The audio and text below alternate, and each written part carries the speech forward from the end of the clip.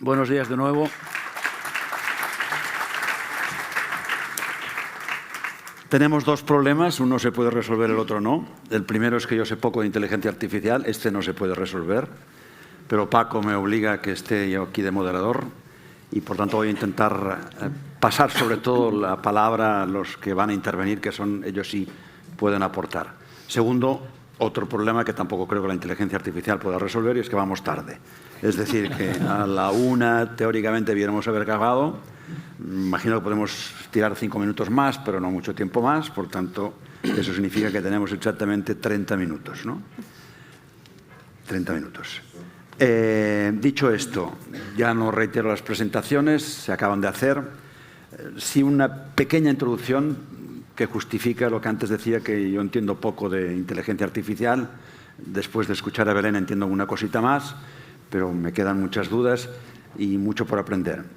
Conversando con ellos para preparar esta mesa redonda, este señor me dijo, ¿tú has utilizado inteligencia artificial? Yo sí, ChatGPT un día para hacer un artículo de los que hago en La Vanguardia y no me gustó nada y tal. Vuelve a entrar. Es cierto que el artículo, intuyo que el ChatGPT y la inteligencia artificial es buena para un buen artículo informativo, en lo que hay que poner alma y criterio propio, entonces me da la sensación que eso todavía no sirve. No sé si tendrá alma algún día la inteligencia artificial. 3 años cuando la usaste, ¿no? No, entonces tú me dijiste, vuelve a entrar, y he vuelto a entrar. Antes hice referencia a un informe sobre tema arancelario, guerra arancelaria de Estados Unidos, años 30, etcétera, etcétera, y utilicé de nuevo inteligencia artificial. Y la verdad es que como mínimo ha conseguido dos cosas. Primero, me ordenó las ideas, me ahorró tiempo, es decir, que en términos empresariales creo que incrementé la productividad y la eficiencia. Por tanto, para que sepas que la utilice de nuevo. Antes de daros la palabra, y me gustaría que fuese una mesa redonda muy activa, muy interactiva. Es decir, yo formulo algunas preguntas, pero no os limitéis a respuesta y pregunta de lo mío. Si alguien dice algo que queréis ampliar, comentar, añadir ideas que yo no soy capaz de sugerir con las preguntas, por favor, que todos se lo pasen bien y a la vez tengan lo que se pretende de esta mesa redonda, conocer y qué traslación de esto se puede hacer al mundo rural. De todas formas, yo como que le he dado vueltas a raíz de nuestra conversación, sí decirme, perdón, voy a introducir 3 o 4 temas por ver si estáis o no de acuerdo. Multiplicador de propiedad, lo he dicho, de productividad, perdón, en mi experiencia personal. Yo creo que el reto es saber cómo y cuándo utilizarla. Ahí está la clave a mi juicio, ¿no? Cuánto hay que poner de recurso humano y cuánto hay que poner de inteligencia artificial. No hay que tener miedo, hay que tener curiosidad para utilizarla. La gente que no hemos entrado, tienes miedo y esto, ¿para qué? Hay que ser curiosos y entrar. Bueno, dicho esto, si os da alguna idea que creéis que es buena comentar, la comentamos y si no, no pasa nada. Vamos a empezar por Aleida, primero por una pregunta general para todos, ¿no? Es decir, el título es Inteligencia Artificial en el mundo rural, ¿no? Por lo tanto, la primera pregunta sería ¿cuáles son las claves, a vuestro juicio, para una implementación exitosa en general, pero en particular del mundo rural de la inteligencia artificial? Por lo tanto, Aleida, una primera intervención, luego los 3 y luego pasaríamos a una segunda pregunta. Pero reitero, hacérmelo activo, ¿eh? Aleida, y mil gracias a todos porque es un lujo teneros aquí. Por tanto, en nombre del Foro Rural, aunque lo hicieron ya la presentadora, pues muchísimas gracias. Bueno, muchísimas gracias, Durán. Muchísimas gracias al Foro por invitarme. Para mí es un auténtico placer venir de Madrid a un entorno local para contar las cosas que estamos haciendo desde la Administración. Me parece que las mesas que hemos tenido previas son muy preambulares para lo que a mí me gustaría trasladaros, porque tenemos en cuenta todo lo que se ha dicho tanto en la primera mesa como en la ponencia que ha hecho magníficamente Belén para explicaros cómo funciona una inteligencia artificial. Empiezo con un dato importante. Según una de las patronales del sector digital, Adigital, el 24% de la economía del PIB en el año 2023 era economía digital, ¿vale? Es un dato importante porque estamos hablando de que una cuarta parte de nuestra economía es puramente digital. La digitalización, digamos, tiene una importancia muy considerable y estamos hablando de datos del año 2023. A finales de 2022 es cuando irrumpe ChatGPT, la IA generativa. No era la única IA que había, previamente ya había IA, inteligencia artificial, solo que no generativa. La diferencia entre las que había antes, digamos, más orientadas a la detección de patrones, resolución de problemas, versus la generativa que nos ofrece ChatGPT, pero no solo. Gemini, Llama, todas siempre americanas o chinas, por desgracia, digamos que lo que nos permite es generar contenido. Nos simula, digamos, sobre todo la parte del lenguaje, ¿no? Entonces, no solo existe la IA generativa, hay muchas más inteligencias artificiales. A lo que me refería antes es que si en 2022 irrumpe ChatGPT y los datos de que el 24% de la economía del PIB español es economía digital son de 2023, imaginaros realmente el esplendor o el despliegue fuerte de la IA se ha hecho a lo largo de 2024, donde ya hemos empezado a ver que las empresas estáis tratando de introducir inteligencia artificial en vuestros procesos. Que la realidad es que en 2024 lo que vemos es que se está pilotando, es decir, estamos en una fase muy de ver dónde puedo optimizar mis procesos, hacer casos de uso, pilotos, pero realmente no se está llevando todavía del todo a la realidad, ¿vale? Es decir, esa realidad yo creo que es ahora el momento, 2025 en adelante, donde vamos a verla florecer.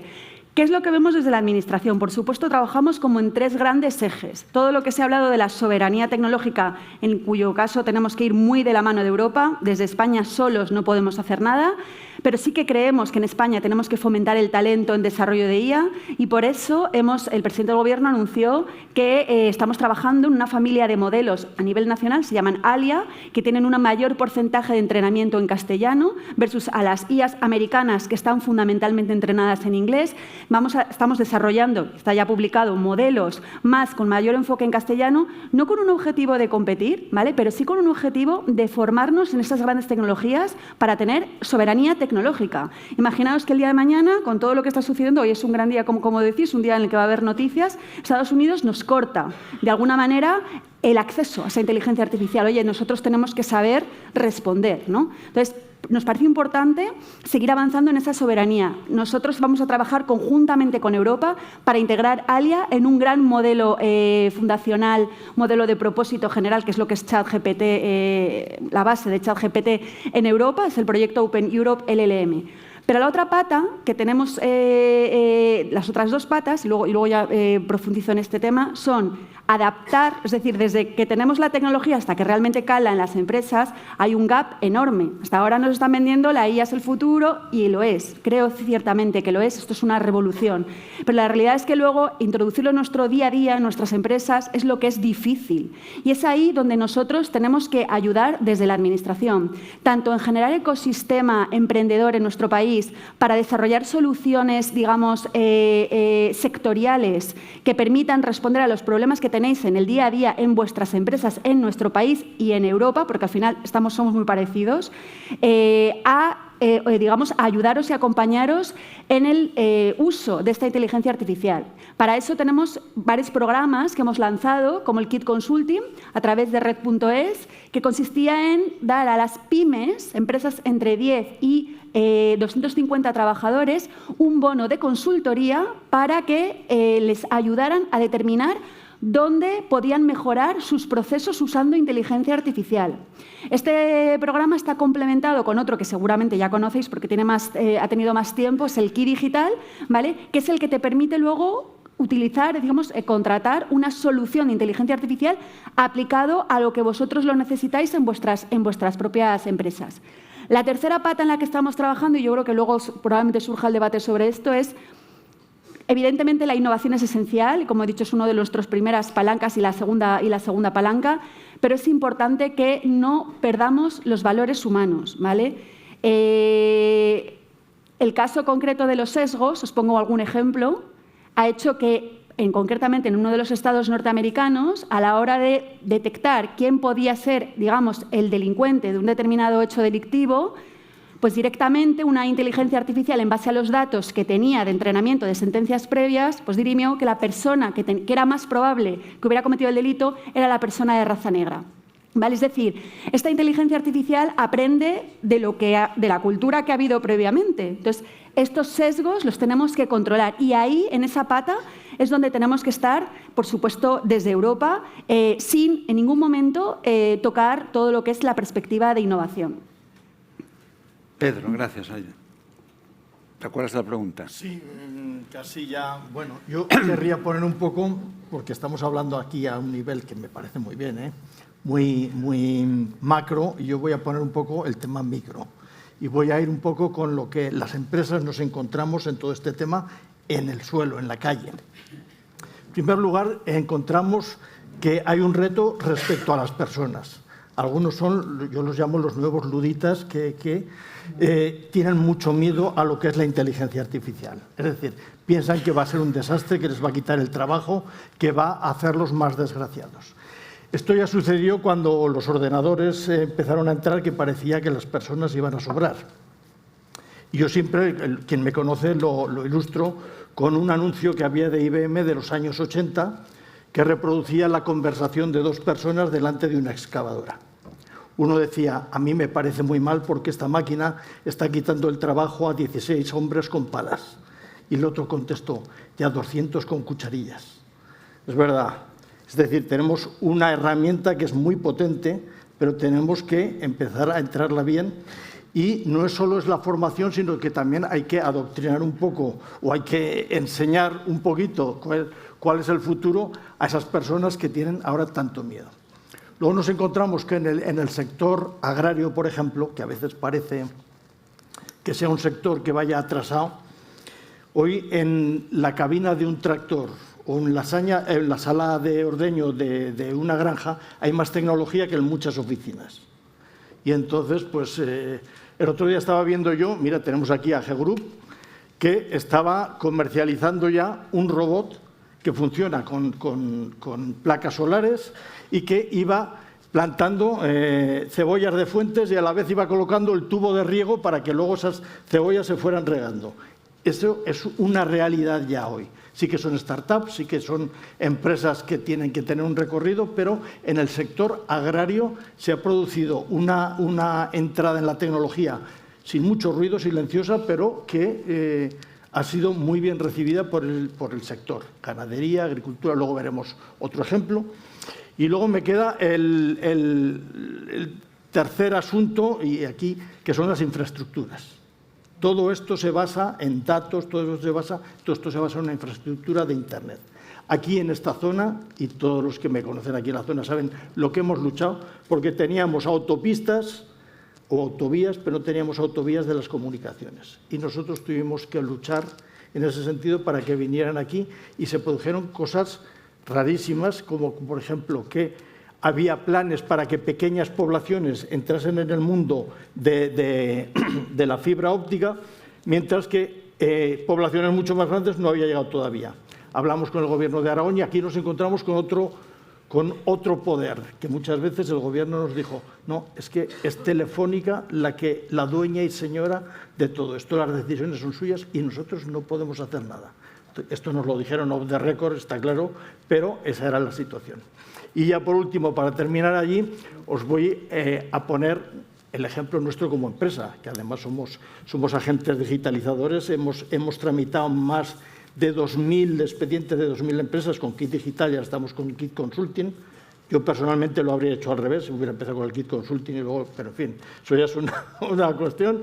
Ha sido una de las mejores cosas que se ha podido hacer, porque la pequeña y mediana empresa valora la tecnología, pero no está dispuesta a pagar por ella. Entonces, hoy una empresa con las facilidades que se le han puesto, yo llevo 34 años en este sector, nunca se había hecho un plan que fuera tan sencillo para las empresas para que entren en la era digital. Bien, nosotros, yo hace 15 meses exactamente, dije, igual nos estamos perdiendo el tema de la inteligencia artificial, vamos a empezar a ver qué podemos hacer.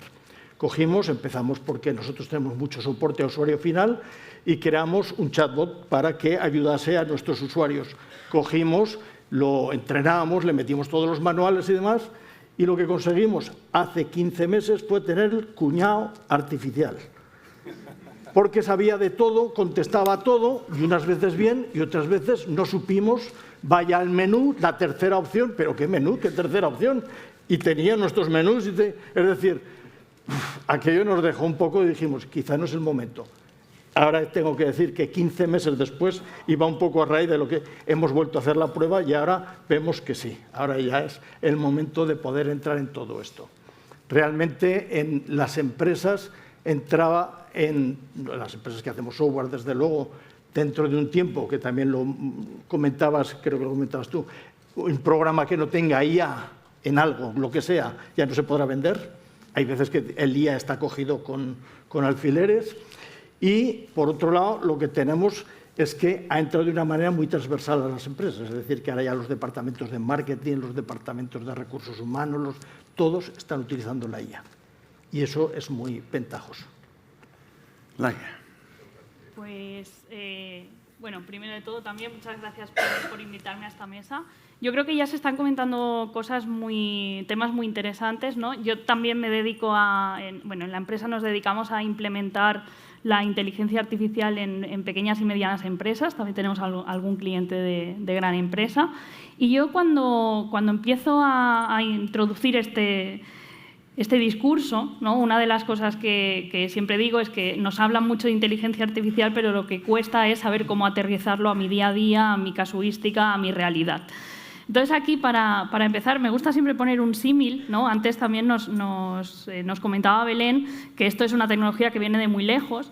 Y digo, se me asimila un poquito, para entender exactamente lo que podemos llegar a hacer, al GPS. Supongo que todos os acordáis del TomTom, ¿verdad? Yo recuerdo cuando era pequeña que íbamos pues, por España, íbamos viajando y teníamos que coger el mapa y mirar manualmente pues, cuál era la carretera, el camino, y hoy en día le das un mapa a una persona joven y probablemente no sabe ni cómo cogerlo, ¿no? ¿Qué es lo que ocurrió? Pues que gracias a estos dispositivos tuvimos acceso a una tecnología que ya estaba disponible, y esto nos dio un acceso directo como usuarios a algo que realmente pues, ha cambiado nuestra manera de actuar.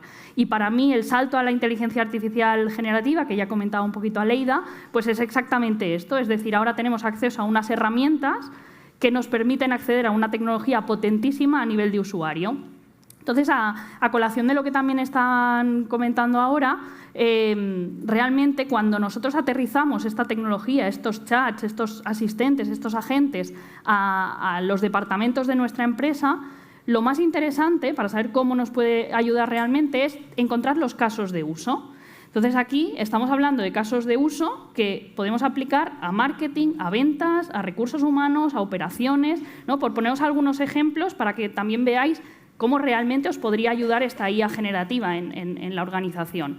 Pues si hablamos de marketing, ventas, probablemente es lo más claro, lo que tenemos más claro, que sería pues desde preparación de campañas, traducción de mensajes, correos electrónicos, adaptación cultural a perfiles de diferentes o a clientes de diferentes países, pero podemos ir mucho más allá. Por ejemplo, nosotros estamos haciendo ahora un proyecto con una empresa que es del sector agroalimentario y una de las cosas que estamos haciendo es simplificar todo lo que son los procesos manuales, ¿no? Pues, incluso entradas de albaranes, CMRs de transportistas, facturas, todo lo que serían los procesos manuales, pasándolos por herramientas de inteligencia artificial generativa para que todo esto que hasta ahora se estaba haciendo manual se pueda hacer gracias a estas herramientas de manera contextual. Porque hasta ahora podíamos hacer automatizaciones, pero nos encontrábamos con el reto de que no podíamos contextualizar esa información. Claro, ahí lo que estamos haciendo es detectar todas aquellas oportunidades de mejora o procesos que no son del todo eficientes y ver cómo, gracias a la inteligencia artificial, podemos hacerlos más eficientes. También estamos ayudándonos de la inteligencia artificial generativa para hacer programaciones de el personal de fábrica, personales de operarios, ¿no? Hacer los horarios, planificaciones de vacaciones en función de necesidades de producción. Es decir, como veis, pues lo que tenemos que buscar son esos casos de usos concretos donde gracias a pequeñas implementaciones, tampoco no hace falta pensar en aplicaciones macro, pero pequeñas implementaciones de inteligencia artificial nos pueden ayudar a resolver retos de nuestro día a día. Hablando concretamente también de otro cliente que estábamos trabajando la semana pasada, me decían, ostras, yo para hacer una buena presentación comercial para un cliente de Japón, hasta ahora podía estar tranquilamente 3 semanas, ¿no? Entre buscar la información, preparar, estructurar, prepararme el discurso, prepararme las diapositivas. Y ahora todo ese proceso ya me puede dar un primer borrador en una simple mañana utilizando herramientas de inteligencia artificial. Entonces, aquí yo creo que y lo repito, pero es buscar el caso de uso, buscar aquellos puntos donde nosotros vemos que igual estamos perdiendo el tiempo o aportamos menos valor y ahí es donde nosotros podemos incorporar la inteligencia artificial. Y luego, aparte de esto, que serían las aplicaciones más micro, ¿no? El cómo capilarizar esa inteligencia artificial en las empresas, también tenemos otros proyectos de inteligencia artificial generativa más a niveles más macro, ¿no? Y uno de ellos, lo contábamos anoche también, es un proyecto que se llama Digital Green. Es un proyecto que está bastante interesante, incluso para los que no os conozcáis del sector, sería bueno explorarlo, porque es una iniciativa es de datos abiertos, o sea, es información totalmente abierta. Es una iniciativa que se ha llevado a cabo en la India con el objetivo de dar apoyo a los farmers, ¿no? A los agricultores. Pensad que allí tenían un reto, y es que para dar asistencia técnica profesional a estos agricultores, el ratio de especialista versus agricultor era de 1 a 625. Entonces, claro, cuando se necesitaba esta ayuda, era muy difícil obtenerla, o era muy difícil que ese especialista estuviese a disposición de ese agricultor en concreto. Entonces, lo que se ha hecho es crear o entrenar un modelo de los LLMs disponibles. Se ha entrenado el modelo en base a toda la información del Ministerio de Agricultura, y se le ha unificado datos a tiempo real, datos climáticos, datos de ubicación. Entonces, en función de dónde estás en ese preciso momento, tú puedes tener un agente, un chatbot, al cual le puedes hacer una pregunta o incluso hacerle una fotografía al estado de tu plantación, y que a tiempo real y en función de todo este contexto de datos te pueda dar la solución o te pueda dar exactamente la información técnica que tú necesitas. Entonces, bueno, me parece también una aplicación más macro, pero que es eso, ¿no? Que quiero transmitir la idea de que podemos hacer aplicaciones a gran nivel, pero también podemos aterrizar la inteligencia artificial en procesos de nuestro día a día para todos los departamentos. Antes de dar la palabra a Víctor para su intervención, tú hacías referencia a la destrucción de empleo. Una consultora de la OCDE explicaba la semana pasada en Valencia que se prevé una destrucción de 90 millones de puestos de trabajo y la creación de 170 millones de trabajo. Digo, es un dato interesante para contrarrestar ese miedo, ese temor a que la aplicación, como todo tipo de revolución, va a sacar puestos de trabajo. Sí, la IA de hecho va a ser tan disruptiva que va a poder cambiar tendencias, pero ahora en el momento en que estamos en el tema agrario, aquí en Aragón desaparecen 200 agricultores cada año. Es decir, que la IA viene, de momento, a solventar un problema de falta de personal. Víctor. Bueno, gracias por la invitación. Ante todo, siempre es un placer compartir nuestra visión, y más en este tipo de foros y en este tipo de mesa. Enganchándome un poco de intervenciones que han salido anteriormente, Aleida, yo creo que has hecho una panorámica muy buena y muy realista, que es un poco lo que necesitamos en todas las tecnologías, y esto es algo histórico. Los que controlamos un poco esa terminología siempre hablamos de lo que son esos picos de expectativas infladas, y en la IA estamos ahí clarísimamente, ¿no? Entonces, lo que es la curva de adopción de la tecnología, siempre se generan muchísimas expectativas. Luego caemos todos en una depresión colectiva cuando entendemos que esas promesas no llegan o no llegan en la profundidad o al ritmo que esperábamos que llegaran, y luego se llega a lo que se llama el altiplano de la productividad, cuando se desarrollan esas herramientas que realmente son útiles para cada sector y para cada aplicación en concreto, ¿no? Y decías muy bien, hemos hecho un avance muy significativo en el año 2024 en la generación de tecnología de base, pero la diferenciación, como muy bien apuntabas también, Laia, es cómo pasamos de esa tecnología de base a las aplicaciones específicas. Eso es importante en todos los sectores, pero en el sector agroalimentario lo es aún muchísimo más, porque hay subsectores dentro del mundo agroalimentario que tienen unos ritmos que son diferentes, y el riesgo y lo que tiene que pasar, respondiendo directamente a la pregunta, va un poco por ahí. Enganchándome también de otro comentario, la experiencia con el ChatGPT. Cuando tú entras en ChatGPT, abajo pone ChatGPT puede cometer errores, verifique la información importante. Yo creo que todos los que lo hemos usado para peticiones un poquito técnicas, hemos tenido respuestas que nos hemos echado las manos a la cabeza. Perdón, esto pasa. Esa misma consultora OCDE explicaba que ella estaba al principio enamorada de ChatGPT, luego salió otra y se enamoró de la otra. Y decía que lo importante es tener un catálogo de opciones, porque una te va a ser útil para una cosa, otra para otra cosa distinta, que tú tengas a tu alcance esa variedad. Sí, pero mi reflexión iba más por esa parte que también ha salido por aquí del componente humano. Es decir, nosotros la recomendación que hacemos siempre es que por el momento las aplicaciones sean semiasistidas. Es decir, particularmente en lo que conocemos como herramientas de apoyo a la toma de decisiones. Si tú tienes una maquinaria agrícola que funciona parcialmente, además de muchas otras tecnologías con inteligencia artificial, la máquina va a hacer su trabajo. Tú la tienes que controlar, tienes que parametrizar lo que sea necesario. Pero lo que son las herramientas de apoyo a la toma de decisiones, que es uno de los grandes campos, que además donde más necesitamos esa inteligencia artificial, y tomando también las palabras, donde puede ser mayor el incremento de productividad, es decir, tener al personal técnico con conocimientos técnicos dedicado a horas de valor y no hacer horas de trabajo básico en esa organización de información para escribir el artículo para La Vanguardia, ¿no? Es decir, hay un paso de documentación que puede ser muchísimo más rápido. Después la interpretación y ponerle mi opinión, que es para lo que se paga el artículo, ¿no? Es decir, mi opinión basada en mi propio conocimiento. Mi conocimiento particular no ha entrenado una herramienta de inteligencia artificial, ha entrenado mi cerebro durante unas cuantas décadas de trabajo, ¿no? Entonces, ahí eso hay que tenerlo un poco en cuenta. Yendo directamente a responder esas condiciones que nos preguntaba sobre qué es lo que tiene que pasar, ¿no? A mí me gustaría, basado un poco también en el análisis de lo que ha pasado en otras tecnologías donde ya estamos en fases posteriores a la inteligencia artificial, y en la agricultura de precisión hemos aprendido de muchísimas tecnologías anteriores, nos hemos equivocado mucho y al final hemos aprendido a entender precisamente eso, ¿no? ¿Qué es lo que tiene que pasar? Lo primero que tiene que pasar es que tenemos que entender que lo que hablamos como sector agroalimentario está compuesto por actividades que se engloban dentro de este sector que tienen condicionantes completamente diferentes. Es decir, por un lado tenemos la producción vegetal, toda la producción vegetal, ¿sí? Después podemos hacer diferencias entre lo que es un campo de melocotones, un campo de trigo o un invernadero, ¿sí? Que son condiciones completamente diferentes para la implantación de tecnología. Otro tema es la ganadería, la producción animal, que tiene unas condiciones muchísimo más favorables que la producción vegetal para desarrollar y adoptar tecnología muchísimo más rápido, y eso hay que entenderlo muy bien. Luego tenemos la industria agroalimentaria, que también es sector agroalimentario, pero la industria agroalimentaria es una industria como cualquier otro tipo de industria y además con unas exigencias de calidad, de seguridad y de buen hacer muy superiores a otros tipos de industria. Pero los ritmos de desarrollo y las condiciones para el desarrollo y para la adopción de tecnología no son diferentes a los de cualquier otro tipo de industria, más en países donde mueve el porcentaje del PIB que mueve en España, por ejemplo, ¿no?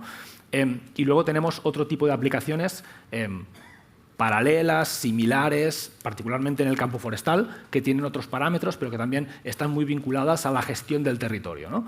Entonces, en cada uno de estos sectores tenemos unos condicionantes y lo que tiene que pasar es diferente. ¿Por qué? Porque, sin ánimo de extenderme mucho, pero por aquí apuntaban algo que creo que es importante también contextualizar, cualquier tipo de tecnología digital se basa siempre en una o más etapas de lo que conocemos como el ciclo de los datos. Es decir, ¿esto cómo funciona? Esto me permite también engancharme a la conferencia anterior.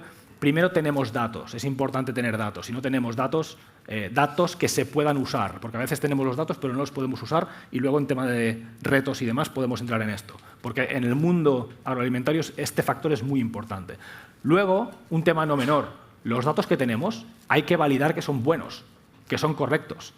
Cuando tú tienes una sonda de humedad de suelo puesta en una finca, una de las virtudes de la sonda de humedad es que cuando la sonda se rompe, te está dando un valor que no es un 10% más o menos. No, es que es físicamente imposible. Entonces tú sabes perfectamente que la sonda se ha roto. Cuando tienes sistemas de caja negra, como nos contaba en la conferencia anterior, esto no es tan sencillo. Cuando tienes millones de datos, verificar que esos datos que estás utilizando son correctos no es tan sencillo. Después tienes que generar los modelos, que es donde ponemos el foco, que es donde estamos avanzando más, en esa generación de modelos. Y ahí puedes utilizar inteligencia artificial o estadística clásica, o yo soy un gran enamorado de la estadística multivariante, que es otro término intermedio, pero eso es otra película. Y luego esas decisiones hay que aplicarlas, ¿no? Una máquina puede hacerlo todo. Un robot que utiliza inteligencia artificial puede estar tomando datos, validando, analizando y tomando la decisión y aplicando la decisión en la misma máquina. Pero hay que entender que son procesos distintos y que la IA puede tener acción en uno o más de esos procesos. Pero después de la actuación hay que validar que lo hemos hecho bien, ¿sí? Y eso requiere herramientas, procesos que también son diferentes y que no es lo mismo en un ciclo de un cultivo que te toma un año que en un ciclo de un cultivo que te toma 3 meses, que en un ciclo de un animal de granja que, en función de la especie, habitualmente va a ser un ciclo más corto que el de un año agrícola, ¿sí? Entonces, por ahí lo que tiene que pasar es tener muchísima paciencia. Porque del desarrollo de esas tecnologías base que luego usamos, combinamos y desarrollamos soluciones específicas para cada una de estas aplicaciones, lo que necesitamos es cosas distintas. Y un último comentario, por no alargarme más. No sé cómo lo has dicho, pero algo así como en un tiempo no podremos vender nada que no sea inteligencia artificial, ¿no? A mí me ha pasado, yo me he dedicado a desarrollar tecnologías digitales para el sector agroalimentario durante bastantes años, y cuando nos contactaba un potencial cliente y me decía, creo que lo entiendo, pero habla no con el departamento técnico, sino con el departamento de marketing, me ponía a temblar. ¿Sí? Precisamente por eso. Ahora estaba hace un par de meses en el Mobile World Congress hablando con una empresa que no es española, venía de otro país, expositor, inteligencia artificial para hacer una actividad en particular. Empezamos a hablar y era una empresa que basaba el sistema en adquisición de una sola variable para tomar una sola decisión en otra variable. Entonces yo les preguntaba, bueno, pero eso podemos jugar con el espacio y con el tiempo, ¿sí? Hay mecanismos para aplicar esas redes neuronales ahí de forma limitadísima, pero ni siquiera hacían esto. Lo que estaban haciendo era una estadística clásica con un modelo que no tenía nada que ver con inteligencia artificial. Por tanto, cuidado, sí, podemos explicar lo que queramos, pero la realidad a día de hoy, el nivel de madurez, no solo en el sector agroalimentario, pero de los otros sectores que no conozco tanto, no puedo hablar, es el que es. Por tanto, prudencia. Quede claro que los artículos de La Vanguardia los hago yo. Y mi mujer da fe de ello. No quería pinchar más por ahí, pero... Lo seguiré haciendo yo. No, Aleida, vamos, estamos hablando de una revolución. Las revoluciones anteriores, el sector rural, el mundo rural, ha tenido poca incidencia. Yo creo que en este caso me gustaría que compartierais esta reflexión, o la discutierais, la ampliarais, con ejemplos concretos aplicables al mundo rural. Ya se han desgranado algunos de ellos. Yo creo que en esta ocasión no es ni la máquina de vapor, no es la electricidad, no es ni Internet. Hay herramientas al alcance del mundo rural para que realmente puedan aprovecharse de esta revolución. No sé si estoy en lo cierto o no, me gustaría conocer vuestra opinión y especialmente aquellos que ya lo estáis haciendo, ¿no? Desgranar casos concretos que puedan ser útiles. Luego tendremos que dedicar 5 minutos por si alguien quiere hacer una pregunta. Por tanto, Aleida, tú misma empiezas, por favor. Sobre este punto, o sea, cuando digo que esto es una revolución, evidentemente no lo digo yo, lo dice toda la literatura habitual cuando hablamos de inteligencia artificial. Es una revolución porque ha venido una cosa que habla como nosotros y hace cosas que nosotros hacemos normalmente, nos las puede llegar a hacer esta inteligencia artificial. Por lo tanto, claramente esto marca una revolución también en el día a día, ¿vale? En la sociedad y en la economía. Es decir, no solo impacta la economía, impacta nuestro día a día, ¿no? Por lo tanto, claramente tiene directamente una aplicación en el mundo rural, porque no estamos hablando solo a nivel económico, sino que vosotros mismos, cuando tenéis que escribir un artículo de lo que sea, podéis tirar, como hablamos, de inteligencia artificial, ¿no?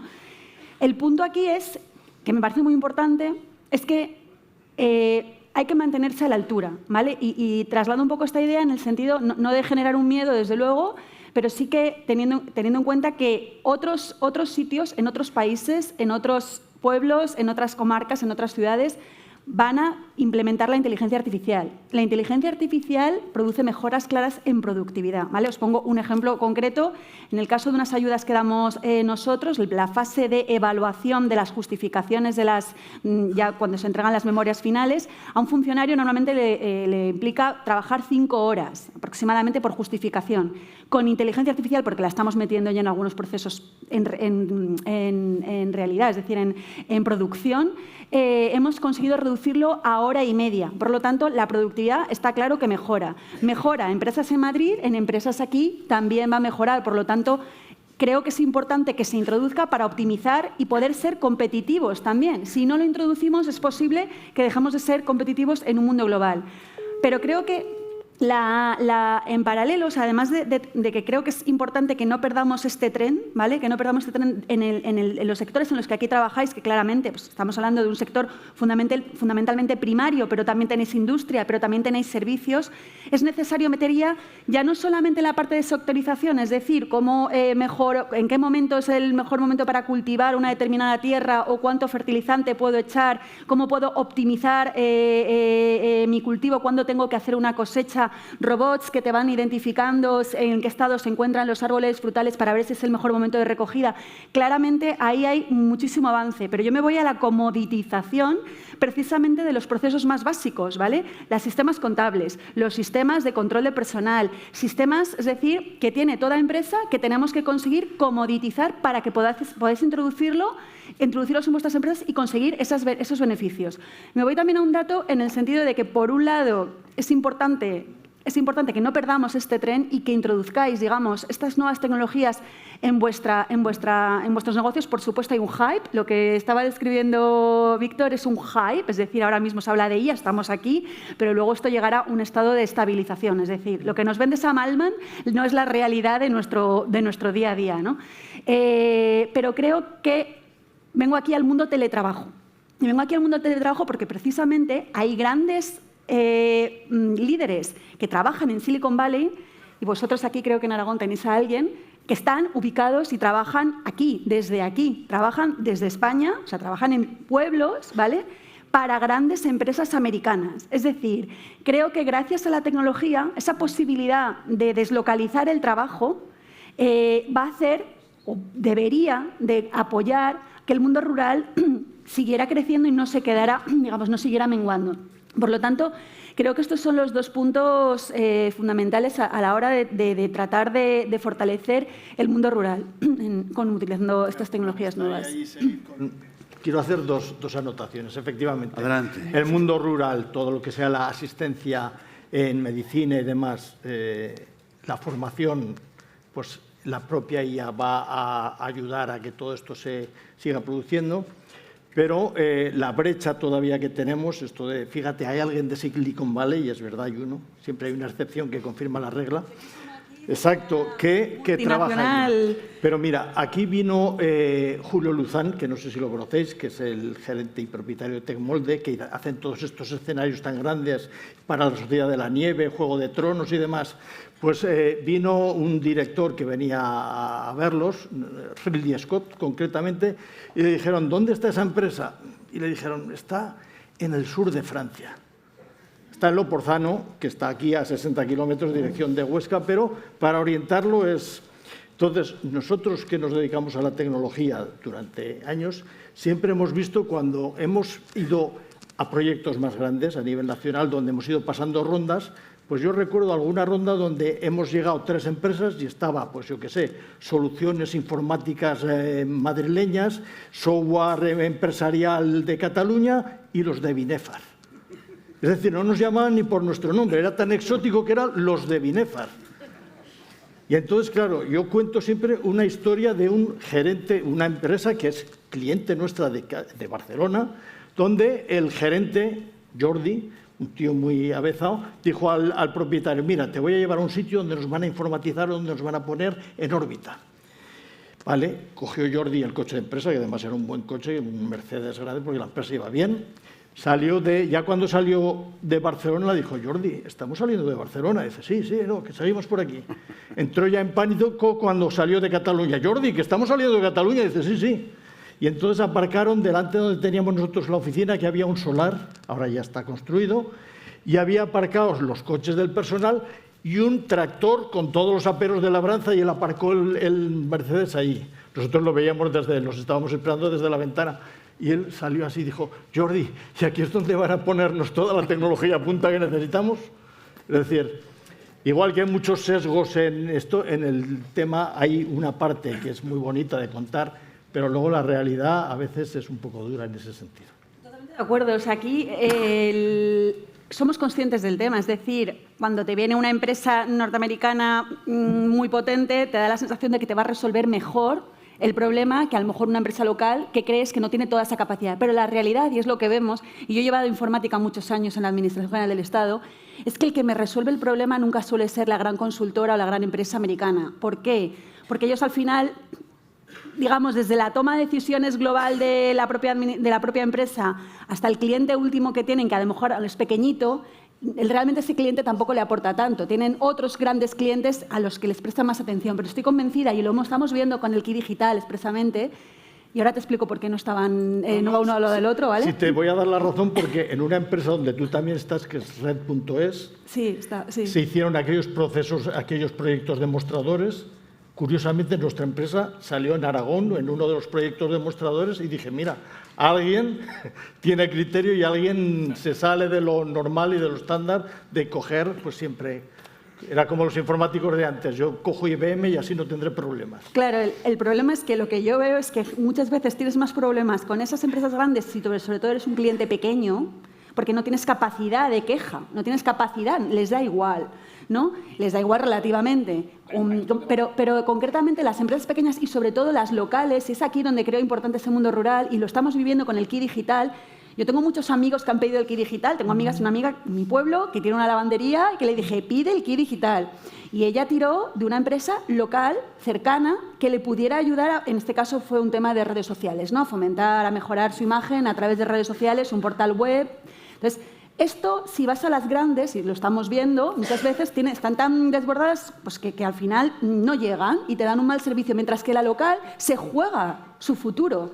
Y, por lo tanto, esto es para ellas muy importante. Entonces, el haber dado estas ayudas, aprovechando el plan de recuperación, porque esto es dinero del plan de recuperación, nos ha permitido buscar esa capilaridad para crear ese ecosistema digital en España, ¿no?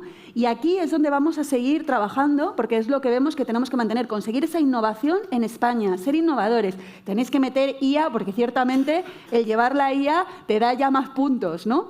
Entonces, pero que somos conscientes de esta situación y al final lo local es lo que más vende. Tener cercanía a la hora de poder, digamos, quejarte, ¿no? Si algo no te está yendo bien. Hay un problema, yo voy a decir que hay un problema de dimensión y de proximidad, que es cierto, pero después también hay un problema de visión sectorial. Entonces, a vosotros que por ubicación estáis en un ámbito y por sector probablemente estáis en los que miran siempre por encima del hombro, por decirlo así, no lo digo por vuestro caso, pero sabes que el sector es así, muchas veces desde las disciplinas tecnológicas, cuando miran el sector agroalimentario, faltan enormes dosis de humildad. Es decir, yo he hecho consultoría durante muchos años y he podido hacer consultoría no tanto para inteligencia artificial, pero sí para empresas bastante importantes de robótica. Y pienso ahora en el caso de una empresa que es uno de los líderes europeos en plataformas robóticas para almacenes, que la primera reunión fue, queremos meternos en el sector agroalimentario, vemos una oportunidad, tenemos la tecnología perfectamente seleccionada, desarrollada, optimizada para cualquier evento que pueda suceder en el interior de una fábrica. Si controlamos el entorno fábrica, va a ser sencillo para nosotros controlar el entorno campo. Primera conclusión, vamos mal. Conclusión al cabo de 6 meses de trabajo, reunión con el director general de la compañía y su conclusión fue, no estamos técnicamente preparados para pasarnos al agro. Y era verdad. ¿Por qué? Porque las condiciones son muy diferentes, porque en una industria, como decíamos antes, en un almacén lo puedes controlar prácticamente todo. El campo es bastante más complejo, es bastante más complicado. Hablábamos de que querían meterse efectivamente en producción vegetal. La salida fue meterse en tecnología para invernadero, ¿sí? Problema, en tecnología para invernadero, para utilizar sus plataformas base, los holandeses llevan 30 años de ventaja.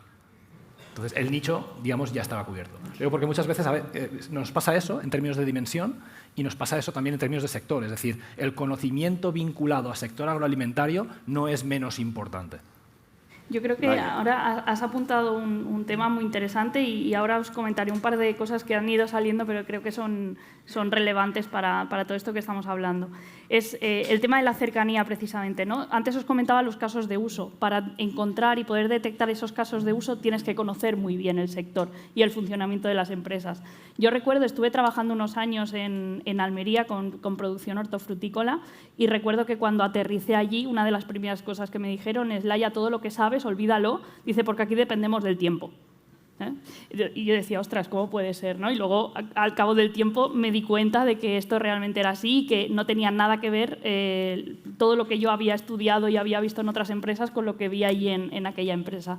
Entonces, yo creo que aquí el hecho de ser empresa más pequeña, ¿no? Más local, precisamente en el caso de la implementación de la inteligencia artificial, enfocada en la productividad, que yo creo que es por donde se debería empezar porque son los procesos de implementación más claros, es un valor añadido fundamental y un gran diferencial respecto a las grandes compañías tecnológicas.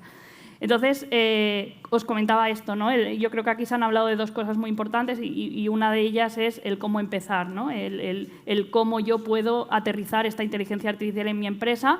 Entonces, mi recomendación en este sentido sería empezar siempre por todos aquellos procesos que puedan hacer que nosotros en nuestro día a día seamos más productivos. Eso nosotros le llamamos los quick wins, ¿no? Es decir, implementaciones a corto plazo que nos pueden dar un resultado directo. Y eso es así. Y luego también me gustaría poner encima de la mesa y también como un poco de conclusión de todo lo que estamos hablando, el tema de los retos. Porque se ha hablado mucho de inteligencia artificial, pero se habla poco de la gestión de expectativas. Normalmente nos prometen maravillas, ¿no? Y yo una de las cosas que hago siempre cuando visito a clientes es explícame lo que quieres, ¿no? Y luego les digo, pero ten en cuenta que la inteligencia artificial no es una varita mágica que va a hacer de todo. O sea, tenemos que ser muy conscientes de que hay cosas que se pueden hacer y hay cosas que no se pueden hacer, ¿no? Que a veces parece que no tenga ningún tipo de limitación esta tecnología. Pero es cierto que se pueden hacer muchísimas cosas que antes eran totalmente impensables. Y luego también otro tema que para mí es muy relevante y ese lo veo como un riesgo a abordar, es que aquí en la sala, ¿alguien ha utilizado ChatGPT? ¿Podéis levantar la mano? ¿Vale? Prácticamente todo el mundo. ¿Qué es lo que ocurre? ¿Que os han enseñado a utilizar estas herramientas? No, eso es un riesgo real. Porque lo que nos encontramos es que prácticamente todo el mundo en las empresas, seamos o no seamos conscientes, están utilizando esta tecnología. Perdona que te haga un inciso. Yo siempre digo en informática que la diferencia entre el experto y el que está empezando es que el experto se ha leído el manual. Sí, exacto. Pero aquí a lo que iba es que lo que nosotros vemos es que se está utilizando mucho la inteligencia artificial de una manera inconsciente, ¿no? Se está utilizando el ChatGPT de una manera inconsciente, sin saber que estos modelos, si no los sabes utilizar, pues pueden darte datos inventados, incluso, ¿no? Las alucinaciones, o que para hacer una búsqueda la tienes que hacer de una manera concreta para que te dé datos fiables y te dé las fuentes de información. O el tema de cómo hablarle, porque durante muchísimos años nos han enseñado a que para interactuar con la tecnología tenemos que hablar a través de palabras clave, ¿no? Nosotros cuando vamos a Google le preguntamos, dame pues, el mejor restaurante de Binefar. No le explicamos toda nuestra vida y todo para que exactamente nos dé el mejor restaurante. En cambio ahora, para que estas tecnologías funcionen bien, ¿no? Para que nos haga un buen esquema de un artículo o para que me haga una buena presentación comercial, yo tengo que explicárselo como si se lo explicase a una persona. Es decir, tenemos que ver estos chats, y pongo el chat porque igual es la tecnología que más se utiliza a nivel general, tenemos que verlo como una persona. Es decir, yo siempre digo, para saber cómo tenemos que empezar a interactuar, imagínate que tienes un asistente, un chico o chica jovencito que acaba de acabar la carrera, nos lo ponemos al lado, ¿cómo le explicarías las cosas a esa persona para que realmente pueda ayudarte, ¿no? Lo tengo que formar, lo tengo que entrenar, le tengo que dar información, le tengo que dar datos válidos. Pues los modelos de inteligencia artificial que estamos utilizando son exactamente lo mismo. Entonces, aquí hay un reto de formación, de entrenamiento y, sobre todo, de tener las pautas de qué es lo que se puede y qué es lo que no se puede hacer con la inteligencia artificial, porque si no, incluso podemos estar provocando procesos inseguros, ¿no? o de subida de información confidencial a una nube o cosas que no son del todo recomendables. Y esto está pasando. Entonces, yo creo que es un tema que, sobre todo, ya simplemente por tener una base de seguridad en las organizaciones, se tendría que empezar por esa sensibilización general. Muchas gracias. ¿Alguna pregunta en la sala? Que tenemos 5 minutos, si es que la hay, y si no, amortizamos el tiempo. No la veo, no soy capaz de ver nadie con la mano levantada. Si no la hay, ya que yo soy el más mayor de aquí. Y además de la patria chica. Y que no hago más que contaros historietas. Yo querría contaros o recordar aquí, para los que lo sepáis, como también voy a versionarlo, un cuento que creo que valdrá la pena, de un autor americano que escribió hace 75 años, que se llama Frederick Brown, y escribe pues, cuentos de ciencia ficción. Este se llama La Respuesta. Ya te digo, voy a hacer una versión mía en este caso. La primera imagen son 12 cámaras de televisión donde un científico está haciendo una soldadura en oro y está conectando el último de los ordenadores, no es del planeta, de la galaxia, porque entonces ya se conocen muchos más planetas dentro de la galaxia. Es decir, los científicos de toda la galaxia han unido los principales ordenadores, los han fusionado todos y él está haciendo la última soldadura y a partir de ahí las cámaras muestran cómo coge un interruptor general, lo baja, soy un zumbido, el zumbido típico de cuando hay algo electrónico potente que funciona, y entonces él, como líder del proyecto, le dejan que haga la primera pregunta a esa supercomputación que ha creado. Entonces él estuvo pensando tiempo y dijo, ¿cuál sería la pregunta que yo podría hacer? Una pregunta que la humanidad lleva años queriendo hacer. Le preguntó, fue al micrófono y dijo, ¿existe Dios? De repente del sistema salió un rayo que fundió aquel interruptor impidiendo que las máquinas se pudieran desconectar y la voz del sistema dijo, ahora sí. Ahí lo dejo.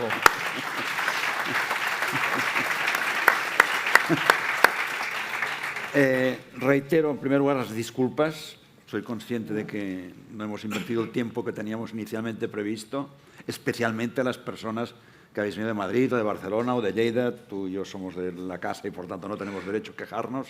Tenemos el tiempo que tenemos. Muchas gracias de verdad por vuestras aportaciones y continuamos ya llegando a la parte final del foro.